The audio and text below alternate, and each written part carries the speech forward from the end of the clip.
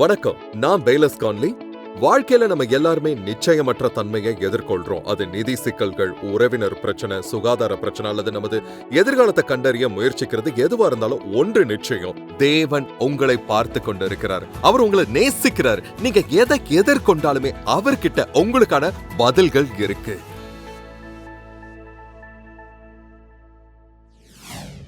வணக்கம் நண்பர்களே, இன்றைய நிகழ்ச்சிக்கு உங்களை வரவேற்கிறேன். உங்ககிட்ட வேதம் இருந்தா அதை நீங்க எடுத்துக்கோங்க. நாம இப்போ பிலிப்பியர் புத்தகத்துல இருக்கிறோம். நான் ஒரு தொடர் தியானம் செய்து கொண்டு வருகிறேன். அப்போஸ்தலனாகிய பவுல் எழுதிய இந்த அழகான கடிதத்தை நாம வசனமா வாசிக்க போகிறோம். அது பரிசுத்த ஆவியானவரால் ஏவப்பட்டதாலும் எல்லா வேத வாக்கியங்களும் தேவனால் ஏவப்பட்டது என்பதாலும் அதில் ஜீவன் இருக்கிறது. நாம பல அற்புதமான நடைமுறை விஷயங்களை பார்த்து வந்து கொண்டு இருக்கிறோம். அது நம்ம வாழ்க்கைக்கு பாதுகாப்பு அரணாக செயல்பட்டு உத்வேகம் தந்து விசுவாசத்தை கட்டி எழுப்பி நம்மளை சரி செஞ்சு நமக்கு ஆறுதல் கொடுக்கக்கூடிய ஒன்றாகும். இன்னைக்கு உங்க கூட பகிர்ந்து கொள்ள சில வசனங்கள் என்கிட்ட இருக்கு. அது 4ஆம் அதிகாரத்துல தொடங்குது. ஆமா, அது 4ஆம் அதிகாரத்துல ஆரம்பிக்குது. உங்ககிட்ட பேனாவும் பேப்பரும் இருந்தா அதை எழுதிக்கோங்க. இல்ல உங்க போன்ல கம்ப்யூட்டர்ல டைப் பண்ணுங்க. அதுல குறிப்புகளை எடுத்துக்கோங்க. ஏதாவது வார்த்தை உங்களை தொட்டுச்சுன்னா அதை குறிப்பெடுத்துக்கோங்க. நம்மை ஊக்குவித்த நம் இதயத்தை தொட்ட ஒரு விஷயத்த மிக சீக்கிரத்துல நாம மறந்து விடுவது எவ்வளோ ஆச்சரியமா இருக்கு தெரியுமா? ஒருவேளை இது மனித இயல்பா அல்லது வேகமான வாழ்க்கையின் காரணமாக இருக்கலாம். நண்பர்களே, பல காரியங்கள் நம் கவனத்தை ஈர்க்கிறதால பரிசுத்த ஆவியானவரின் அந்த மெல்லிய குரல்களை நாம மறந்து விடுகிறோம். ஆமா நண்பர்களே, நம்ம கவனம் ஈர்க்கிறதால பல காரியங்களை இருக்கிறதுனால பரிசுத்த ஆவியானவரின் மெல்லிய குரலை நாம மறந்து விடுகிறோம். குறிப்புகள் எடுப்பது சிந்தனையை தெளிவுபடுத்தும். அது செயலை தூண்ட உதவும்னு நான் நினைக்கிறேன். ஆமா. அப்புறம் நேத்து ராத்திரி இத தியானம் செஞ்சப்போ என் டேபிள்ல அமர்ந்து பிலிப்பியர் 3-4 வாசித்து இன்னைக்கு உங்க கூட என்ன பகிர்ந்து கொள்ளலான்னு நான் யோசிச்சுக்கிட்டு இருந்தேன். அதன் மூலம் தேவன் உண்மையாகவே என்கிட்ட பேசினாரு. இதுல சில ஆழமான விஷயங்களும் இருக்கு.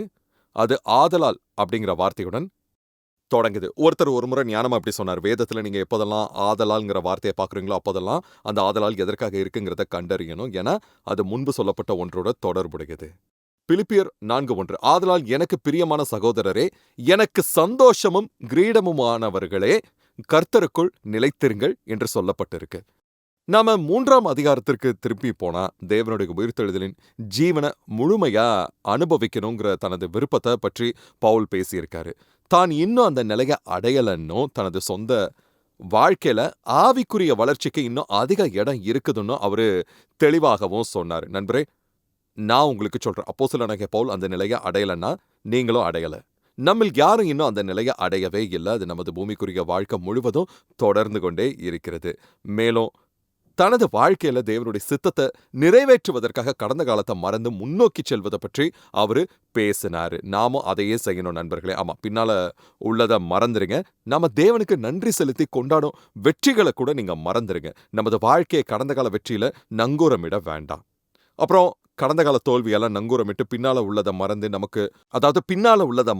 நமக்கு முன்னால உள்ள காரியங்களை நோக்கி முன்னோக்கி செல்றதை நம்ம நிச்சயமா விரும்ப மாட்டோம்.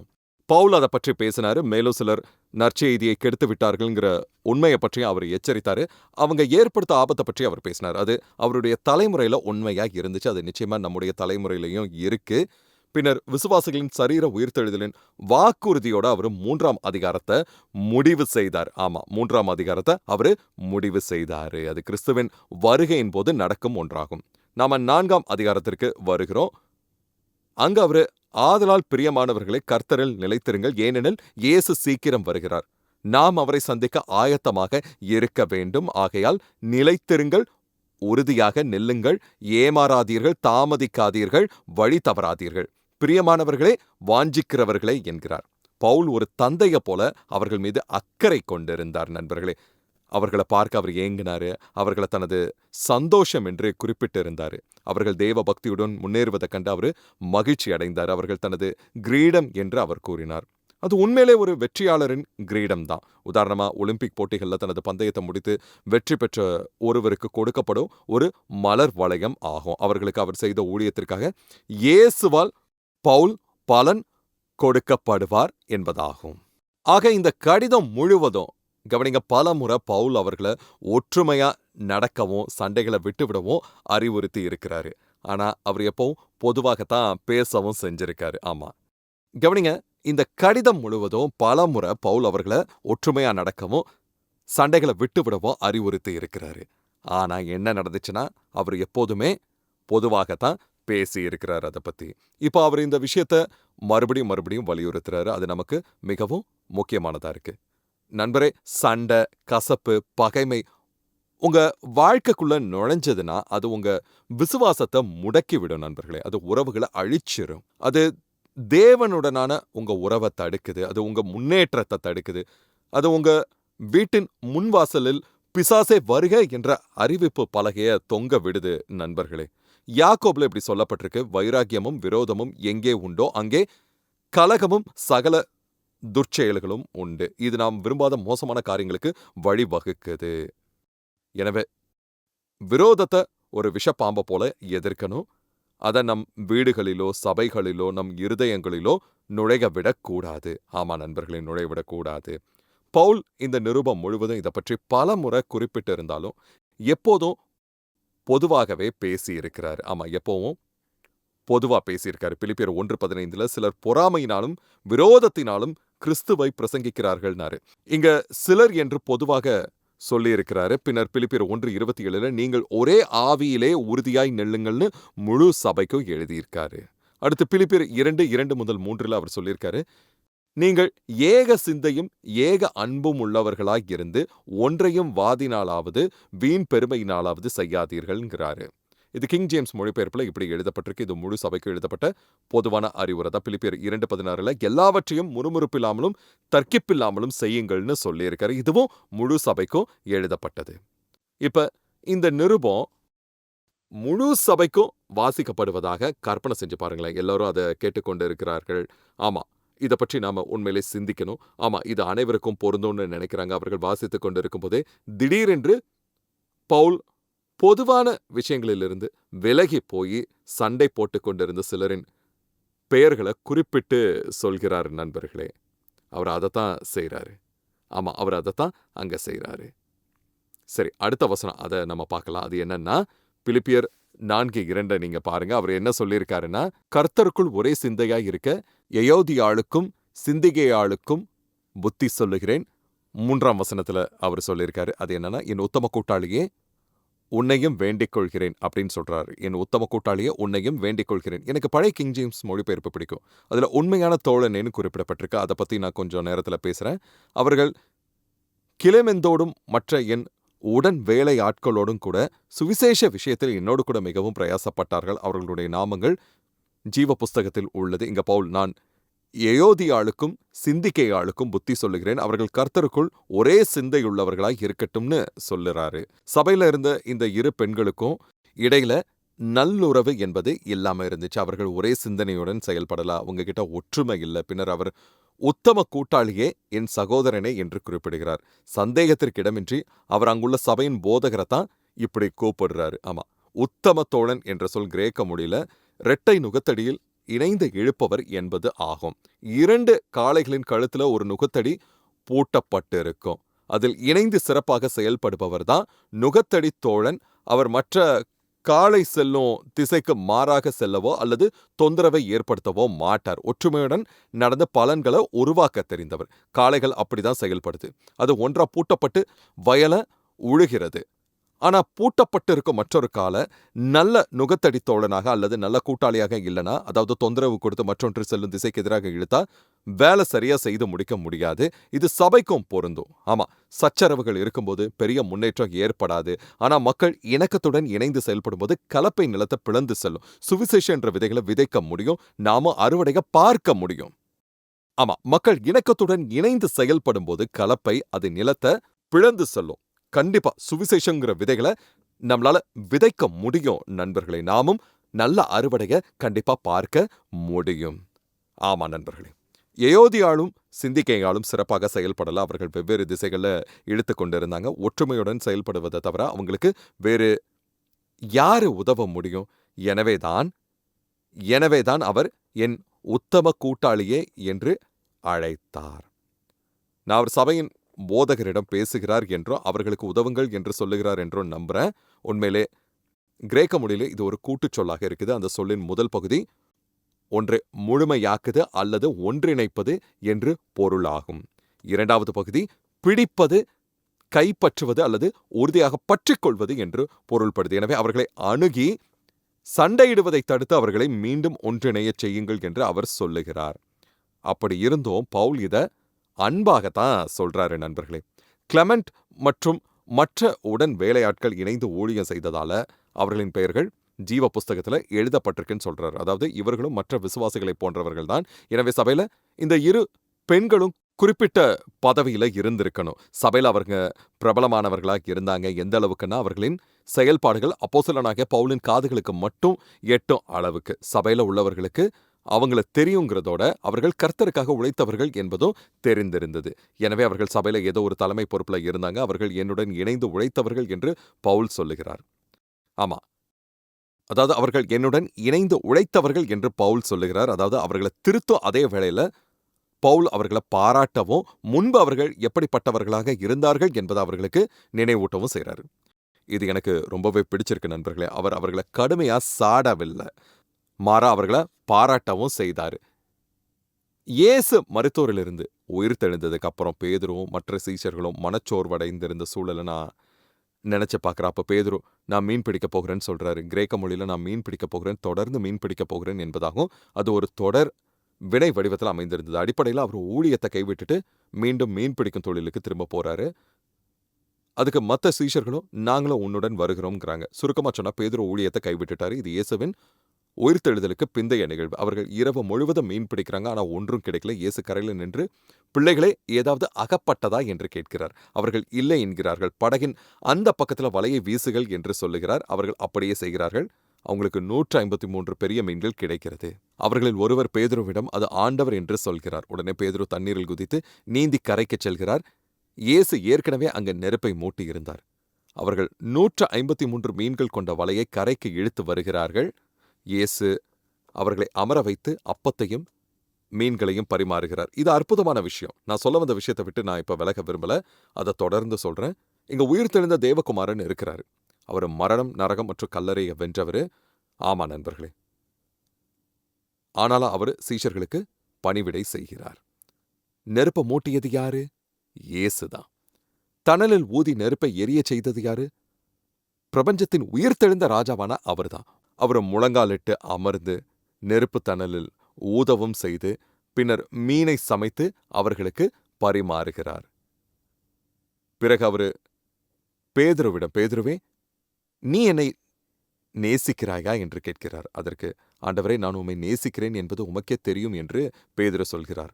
என் ஆடுகளை மெய்ப்பாயாக என்று இயேசு சொல்கிறார். மீண்டும் பேதுருவே நீ என்னை நேசிக்கிறாயா என்று கேட்கிறார். அந்த சம்பவம் உங்களுக்கு தெரியும். ஏன்னா நான் மீன் பிடிக்க போகிறேன், எல்லாவற்றையும் விட்டு விடுகிறேன், நான் சோர்ந்து போயிட்டேன், ஆண்டவரை இன்னும் காணவில்லையே என்று பேதுரு சொல்லிக் கொண்டிருந்த நேரம் அது. பேதுருவுக்கும் சீஷர்களுக்கும் சொல்லப்பட்ட செய்தி இதுதான்.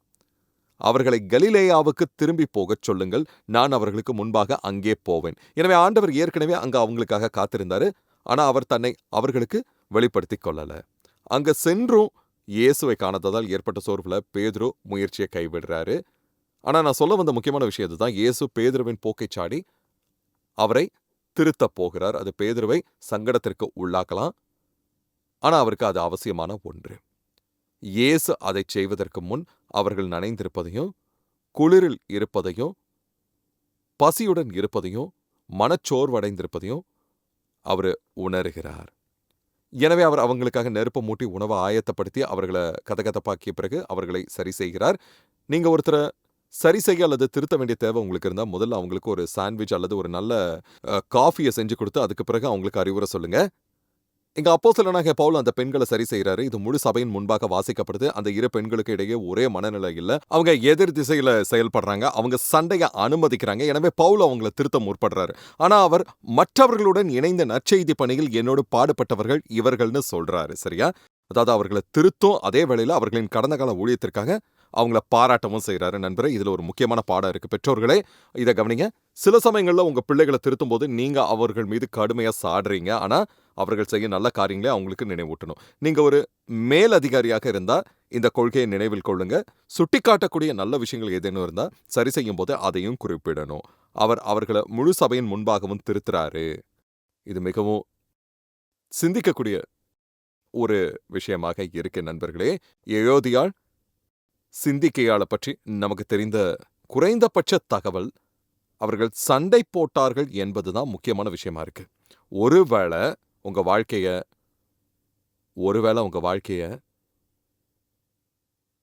ஒரு வரியில விவரித்தா அது என்னவாக இருக்கும் நண்பர்களே? உங்கள பற்றி மக்கள் அறிந்திருக்கும் ஒரே ஒரு விஷயம், சரியா? அல்லது சபையில உங்களின் தனித்துவமான அடையாளத்திற்காக நீங்க வரலாற்றில இடம் பெற்றா, அது என்னவாக இருக்கும்?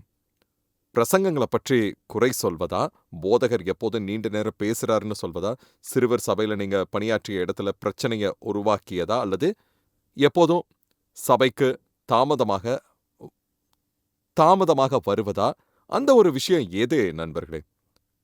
தேவனுடைய ஆலயத்தோடு தொடர்புடைய ஒரு விஷயத்திற்காக மக்கள் உங்கள பற்றி எழுதினா அது என்னவாக இருக்கும் நண்பர்களே?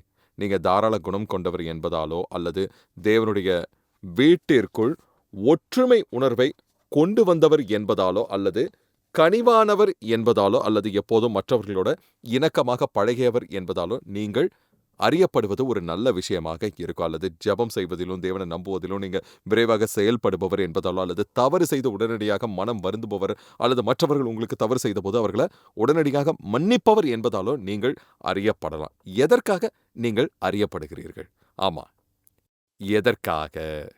4 மற்றும் 5 வசனங்கள்ல நாம வாசிக்கிறோம். அவர் சொன்னாரு, கர்த்தருக்குள் எப்பொழுதும் சந்தோஷமாயிருங்கள் என்று மறுபடியும் சொல்லுகிறேன். உங்கள் சாந்த குணம் எல்லா மனுஷருக்கும் தெரிந்திருப்பதாக கர்த்தர் சமீபமாய் இருக்கிறார். கர்த்தருக்குள் எப்பொழுதும் சந்தோஷமாய் இருங்கள், எப்போதும் மகிழ்ச்சியாய் இருங்கள். மகிழ்ச்சியோடு இருப்பவர்களுக்கு சண்டை போட நேரம் இருக்காது. இயேசுவோடு நாம் இடைவிடாத ஐக்கியத்தை கொண்டிருந்த சபையை சேர்ந்த ஒருத்தரோட சண்டை போடுவதிலோ, அல்லது கணவன் மனைவி வாக்குவாதம் செய்வதிலோ நமக்கு ஆர்வம் இருக்காது. சரி, 5 வசனத்தில் அவர் உங்கள் சாந்த குணம் என்று சொல்லுகிறார். மற்ற மொழிபெயர்ப்புகள் உங்கள் அமைதி, சகிப்புத்தன்மை, பொறுமை எல்லா மனிதர்களுக்கும் தெரியட்டும் என்று சொல்லுகிறது. ஒரு மொழிபெயர்ப்பு இதை எப்படி சொல்லுது? அதாவது மற்றவர்களுக்கு விட்டுக் கொடுக்க அல்லது சமரசம் செய்ய நீங்கள் தயாராக இருக்கிறீர்கள் என்பதை உலகம் அறியட்டும் நண்பர்களே. உண்மையிலே இது அவர் மேல சொன்ன சண்டை மற்றும் ஒற்றுமையின்மையை குறிக்கும் ஒரு விஷயமாக இருக்கிறது. ஆமா, நீங்க விட்டு கொடுத்து செல்ல தயாராக இருக்கிறீங்கிறத உலகம் அறியட்டும் நண்பர்களே. சிலர் மிகவும் பிடிவாதமானவர்கள். அவர்கள் தங்கள் நிலையிலிருந்து ஒருபோதும் இறங்கி வரவே மாட்டாங்க. அவர்கள் விட்டு கொடுக்காத மனப்பான்மை சண்டையை உருவாக்குது. ஒருவேளை அது மிக முக்கியமான விஷயமாகவும் மீறக்கூடாத சத்தியமாகவும் இருந்தால் சரி, சத்தியத்தின் விஷயத்துல நாம உறுதியா கண்டிப்பா இருக்கணும். சத்தியத்தின் விஷயத்துல உறுதியாக இருக்கணும். ஆனா அப்போதும் கூட நாம அன்புடன் சத்தியத்தை பேசணும். அது அன்பினால் சூழப்பட்டு இருக்கணும். ஆனா முக்கியமில்லாத சில சின்ன விஷயங்கள் இருக்குது. கருத்து வேறுபாடு வர சிறிய விஷயங்கள் கூட சிலர் மிகவும் பிடிவாதமா இருந்து தங்கள் நிலையிலேயே உறுதியா நின்று கொண்டு இருக்கிறாங்க. அதை செய்வதால சுற்றியுள்ள சூழலே சீர்குலைந்தாலும் அவங்க கவலைப்படுறதில்ல. அவங்க கொஞ்சம் கூட விட்டு கொடுக்காத மனப்பான்மை கொண்டவர்களாக இருக்கிறாங்க. ஆமா நண்பர்களே, அவங்க கொஞ்சம் கூட விட்டே கொடுக்காத ஒரு மனப்பான்மை கொண்டவர்களாக தான் இருக்கிறாங்க. அவங்க எங்க போனாலும் பிரச்சனையை தான் உருவாக்குறாங்க. அதை செய்யறதால சுத்தி இருக்கிற சூழலே சீர்குலைந்து போனாலும் கவலை இல்லை. அவங்க கொஞ்சம் கூட விட்டு கொடுக்காத மனப்பான்மை கொண்டவர்கள். எங்க போனாலும் பிரச்சனையை தான் உருவாக்குறாங்க. சில சிறிய விஷயங்கள்ல தங்கள் பிடிவாதத்தை குறைத்துக் கொண்டு மற்றவர்களோட இணக்கமா பழக கற்றுக்கொள்ளணும். ஆமா, பிற்காலத்துல உங்க நிலைப்பாடு சிறந்ததா இல்லைன்னு உங்கள சிலர் உணரக்கூடாது, அல்லது ஒரு விஷயத்தை வேறு சில கோணங்கள்லையும் பார்க்க முடியுங்கிறத நாம புரிந்து கொள்ளலாம். சபையில ஒற்றுமை இருப்பது முக்கியம்னு தான் நான் சொல்றேன். அவர் கர்த்தர் சமீபமாய் இருக்கிறார் என்று கூறுகிறார். ஆமா நண்பர்களே, கர்த்தர் சமீபமாய் இருக்கிறார் என்று அவர் கூறுகிறார். வீணான காரியங்களில் ஈடுபட அல்லது வாக்குவாதம் பண்ண நமக்கு நேரம் இல்லை. என கர்த்தர் சமீபமாய் இருக்கிறார். வேறு விதமா சொன்னா அவர் சீக்கிரம் வரப்போகிறார். ஆம், சீக்கிரம். நண்பரே, இயேசு வரும்போது அவர் நியாயாதிபதியாக வருகிறார். முக்கியமான ஒரு விஷயம் என்னன்னா கவனிங்க, நாம மற்றவர்களிடம் இரக்கம் காட்டாமலும் அவர்களை புரிந்து கொள்ளாமலும் இருந்தா வேதம் சொல்லுது நாம் நியாயம் தீர்க்கப்படுவோம் என்று. சரியா? யாக்கோபு 5:9 நியாயாதிபதி வாசற்படியில் நிற்கிறார்னு சொல்லப்பட்டு இருக்கு.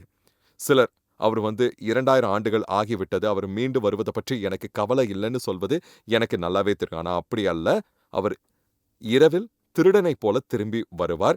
நீங்கள் எதிர்பார்க்காத நேரத்தில் அவர் வருவார். நான் உங்ககிட்ட பேச இந்த நேரத்துல நானும் என் மனைவியும் திருமணமாகி 44 ஆண்டுகள கடந்துட்டோம். ஜானட்டும் நானும் அடிக்கடி வாக்குவாதம் செய்றதில்ல.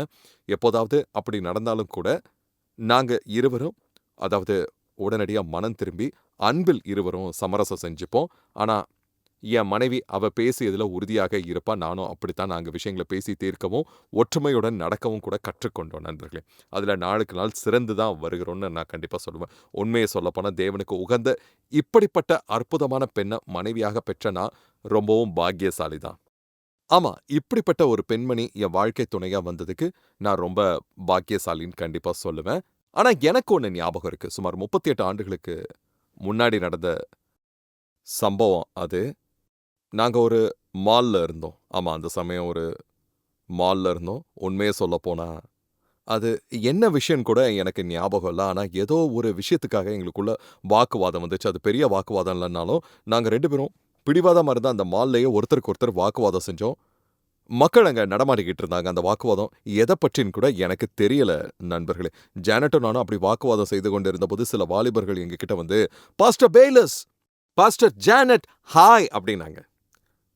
அவங்க எங்க சபைய சேர்ந்த இளைஞர்கள். நாங்க வாக்குவாதம் செஞ்சுகிட்டு இருந்த அந்த சமயத்துல அவங்க எங்ககிட்ட வந்தாங்க. எங்களுக்கு ரொம்பவும் சங்கடமா தான் இருந்தது. அதனால நாங்க உடனடியா அந்த வாக்குவாதத்த நிப்பாட்டுனோம். அவங்க கிட்ட பேசுனோம். அப்புறம் அவங்க போனாங்க.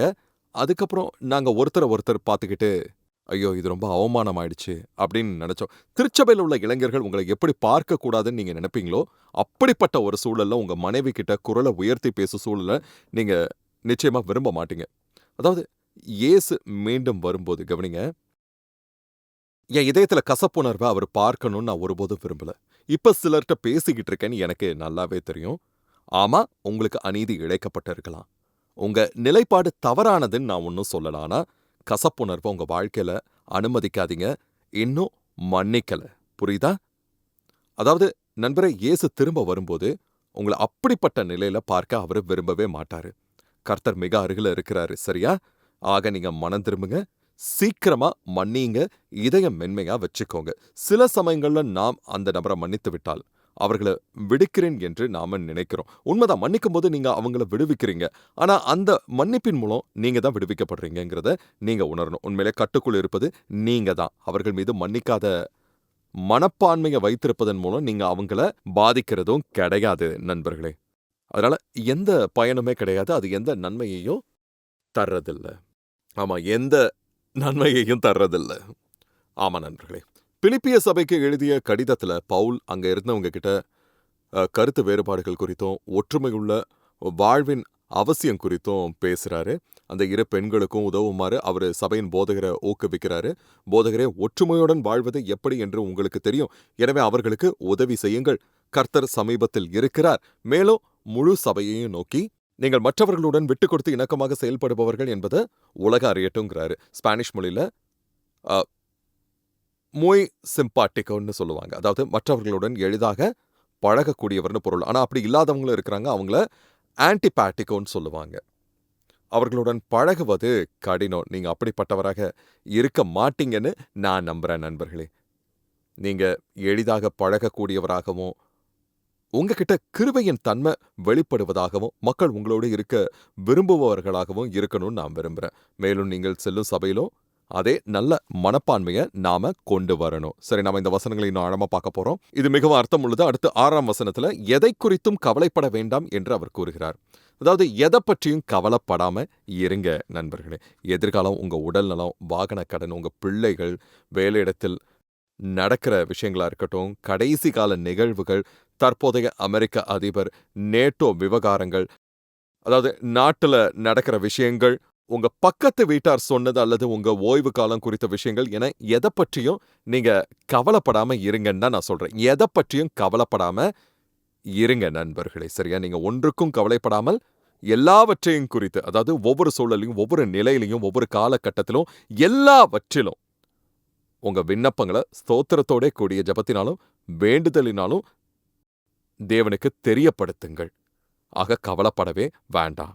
எனவே கவலைப்பட வேண்டாம். அது குறித்து தேவனிடம் பேசுங்க. பதட்டம் அடைய வேண்டாம். அது குறித்து தேவனிடம் பேசுங்க.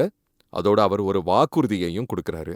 பிலிப்பியர் 4:7 அது என்ன சொல்லுதுன்னா, அப்பொழுது எல்லா புத்திக்கும் மேலான தேவ சமாதானம் உங்கள் இருதயங்களையும் உங்கள் சிந்தைகளையும் கிறிஸ்து இயேசுவுக்குள்ளாக காத்துக்கொள்ளும். இப்போது மீதமுள்ள நேரத்தை இந்த வசனம் பற்றி பேசுறதுல நான் செலவிட போகிறேன். இங்க உள்ள விஷயங்களின் ஆழத்தை நான் முழுமையா விவரிக்க போறதும் கிடையாது. ஏன்னா இது மிகவும் முக்கியமான ஒரு பகுதி. எதை பற்றியும் கவலைப்பட வேண்டாம்னு அவர் சொன்னப்ப கிரேக்க மொழியில பயன்படுத்தப்பட்ட வாக்கியம் அவர்கள் வழக்கமாகவே வாழ்க்கையில் கவலைப்பட்டதை குறிக்குது நண்பர்களே.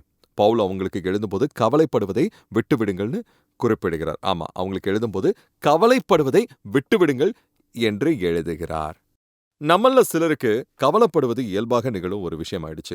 ஏதாவது சரியா நடக்கலனாலோ அல்லது ஒரு விஷயத்துல நிச்சயமற்ற தன்மை இருந்தாலோ நம்ம உடனடியா கவலை மற்றும் பதட்ட நிலைக்கு போய் விடுகிறோம்னு நமக்கு தெரியும். ஒன்னு தெரிஞ்சுக்கோங்க, அது ஒவ்வொரு முறையும் உங்களை பாதிக்க தான் செய்யுது. தேவன் உங்களுக்கு திட்டமிட்டுள்ள வாழ்க்கை தரத்தை இந்த கவலை பறித்திடும். இது நோய் மற்றும் உடல்நல குறைபாடுகளுக்கு வழிவகுக்கும், மனச்சோர்வுக்கு வழிவகுக்கும். கவலை ஒரு நல்ல விஷயமே கிடையாது நண்பர்களே. மறுபடியும் சொல்றேன், கவலை என்பது ஒரு நல்ல விஷயமே கிடையாது. சரியா? மனச்சோர்வுக்கும் மற்ற அழிவுக்கும் தான் அது வழிவகுக்கும். மார்க் 4ஆம் அதிகாரத்துல இயேசு சொன்னார், தேவ சமாதானம் விதைக்கப்படும் போது ஒருவருடைய இருதயத்திலிருந்து அந்த வசனத்தை எடுத்து போட சாத்தான் உடனடியாக வருகிறான். மக்களின் இதயத்திலிருந்து தேவ வசனத்தை எடுக்க பிசாசு பயன்படுத்தும் பல்வேறு வழிகளை அவர் சொல்றாரு. ஒரு நபர் கனி கொடுக்க முடியாமலும் தேவன் வாக்குறுதி நிறைவேறாமல் தடுப்பதற்காக அந்த நபரின் இருதயத்திலிருந்து வசனத்தை அகற்ற பிசாசு பயன்படுத்தும் முதல் வழிகளில் ஒன்றாக இயேசு குறிப்பிடுவது என்னன்னா கவலை மற்றும் பதட்டம் தான். கவனிங்க, இயேசு குறிப்பிடுவது கவலை மற்றும் பதட்டம் தான். நண்பரே, கவலை பிசாசிடமிருந்து வருகிறது. ஆமா, நிச்சயமா எனக்கு தெய்வீக அக்கறை இருக்கலாம், ஒருவரை பற்றி நான் அக்கறை கொண்டு இருக்கலாம். ஆனா அதற்காக கவலை எனும் சுமையை சுமக்க வேண்டிய அவசியம் இல்லை. ஒரு குறிப்பிட்ட சூழ்நிலையில ஒருத்தர் எடுத்த நிலைப்பாடு, தேர்ந்தெடுத்த பாதை குறித்து நான் அக்கறை கொண்டு இருக்கலாம் நண்பர்களே. அதற்காக நான் ஜெபிக்கணும், நான் அவங்கள நேசிக்கிறதால அக்கறை கொள்கிறேன். ஆனா அதற்காக பதட்டம், மனச்சோர்வு என்னும் சுமையை நான் சுமக்க போறது கிடையாது. ஆமா, கண்டிப்பா நான் சுமக்க போறது கிடையாது. என் வாழ்க்கையில எங்கேயுமே அதுக்கு இடம் கிடையாது. உங்க வாழ்க்கையிலையும் அதுக்கு இடம் கொடுக்க கூடாது. அவர் எதை பற்றியும் கவலைப்பட வேண்டாம்னு சொன்னாரு. சில கிறிஸ்தவர்கள் இதுல கடுமையான மனப்பான்மை கொண்டு இருக்கிறது சுவாரஸ்யமா இருக்கு. மற்றொரு கிறிஸ்தவர் அவங்க சிகரெட் பிடிக்கிறத பார்த்தா அவர்கள் புகைப்பது மிகவும் மோசமானதுன்னு நினைக்கிறாங்க. புகைப்பிடிக்கும் பழக்கம் நல்லது இல்லைங்கிறது உண்மைதான். உங்க உடல் பரிசுத்த ஆவியின் ஆலயமாக இருக்குது. எனவே அதற்கு தீங்கு விளைவிக்கும் செயல்களில் நீங்க ஈடுபடக்கூடாது. ஆனா கவலைப்படும் பழக்கம் அதை விட மோசமானது. புகைப்பிடித்தல் அல்லது மது அருந்துதல் போன்ற பழக்கங்கள் உள்ளவர்களை குறை சொல்பவர்களின் சிலர் கூட இந்த கவலைப்படும் பழக்கம் இருக்கு. மேலும் இந்த கவலை இன்னும் மோசமான பல தீமைகளுக்கு வழிவகுக்கும் நண்பர்களே. கண்டிப்பா வழிவகுக்கும். ஆக இதை பற்றி இன்னும் விரிவா பேச எனக்கு கூடுதல் நேரம் இருந்திருக்கலாம். ஆனா அதுக்கான நேரம் இப்போ இல்லை. இருந்தாலும் கவலையற்ற வாழ்க்கை வாழ்வதற்கு ஒரு வழி இருக்கு. ஆக மீண்டும் என்னோட இணையங்கள். நீங்க எங்க இருந்தாலும் உங்க வாழ்க்கையில என்ன நடந்தாலும் உங்க கண்கள் திறக்கப்படணும்னு, அவருடைய அழைப்பின் நம்பிக்கை பரிசுத்தவான்களுக்கு அவருக்குள்ள மகிமையின் ஐஸ்வர்யம் ஆகியவற்றை நீங்க தெரிஞ்சுக்கணும்னு, விசுவாசியாகிய உங்கள் மீது அவர் வைத்திருக்கும் வல்லமையின் மேன்மையான மகத்துவத்தை நீங்க உணரணும்னு நான் இப்பவே ஜெபிக்கிறேன் நண்பரே. தேவன் உங்கள் மீது அன்பு வைத்திருக்கிறார், உங்களுக்கு உதவ விரும்புகிறார். நாம மீண்டும் சந்திக்கலாம். தேவன் உங்களை ஆசீர்வதிப்பார். பேலஸ் கான்லியின் பதில்கள். நிகழ்ச்சி ஒளிபரப்பாக உதவிய நண்பர்களுக்கும் பங்காளர்களுக்கும் நன்றி. குழுவில் பங்கு பெறவும் இந்த ஒளிபரப்பை தாங்கவும் விரும்பினால் BaylessConley.com இப்போதே தொடர்பு கொள்ளுங்கள்.